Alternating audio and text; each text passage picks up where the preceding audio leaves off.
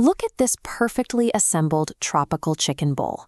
We are combining sweet honey, savory soy, and bright citrus to build a dish that is as colorful as it is packed with flavor. To build this, we are going to walk through 3 core culinary skills: breaking down fresh aromatics, reducing a sugar-heavy sauce, and getting a proper sear on a protein. Before picking up a knife or turning on a burner, you must have your base ready. Ensure you have 2 cups of jasmine or coconut rice fully cooked and resting. By treating this process as a series of specific techniques rather than simply following a recipe, you learn how to control heat and extract flavor. Mastering those individual components is what allows you to consistently achieve a restaurant-quality meal at home. Set up a clean workstation. Our first objective is to safely break down the raw materials, the fresh pineapple and the ginger root. First, make parallel cuts to remove the top and bottom, creating a stable, flat base. Follow downward arrows to slice away the rind. Divide the fruit down the middle. Process 1/2 into liquid sauce base and dice the other into solid cubes for grilling. For the ginger, use the spoon trick. Scrape the side of the root with a standard kitchen spoon. The blunt edge easily catches and peels away the thin skin without removing or wasting any of the usable flesh underneath. When you run that peeled ginger across a microplane or grater, keep your physical pressure light. Forcing the root down too hard clogs the blades and immediately puts your knuckles at risk. Mastering these specific, safe breakdown techniques removes the intimidation factor from whole produce, turning raw ingredients into highly manageable flavor bases. Move to a saucepan to build the glaze.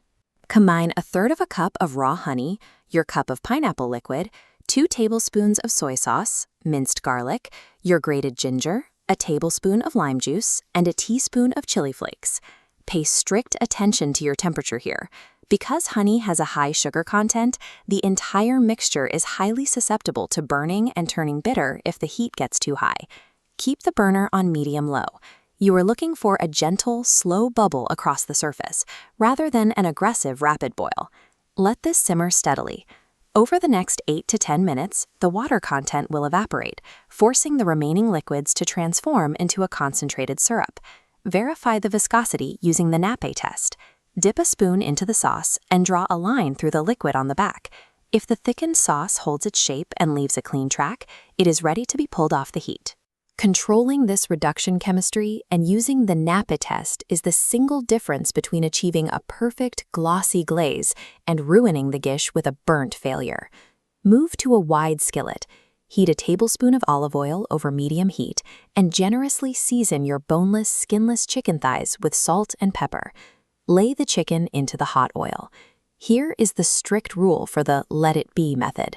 Step back and absolutely do not move or flip the meat for the next 5 to 7 minutes.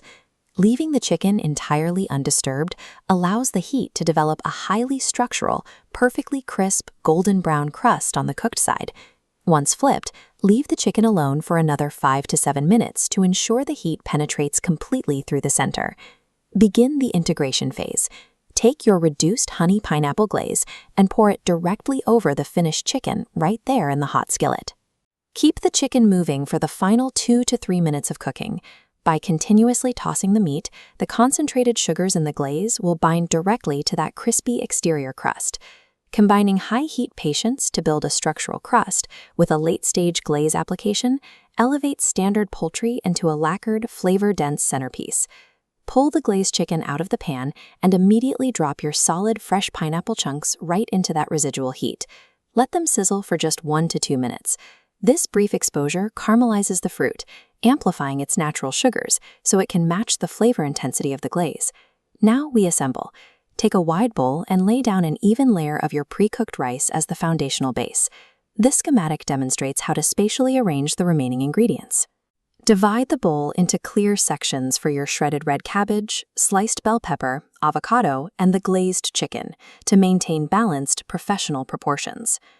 Organizing the ingredients by contrasting colors and textures visually primes the palate, making the presentation as deliberate as the cooking process.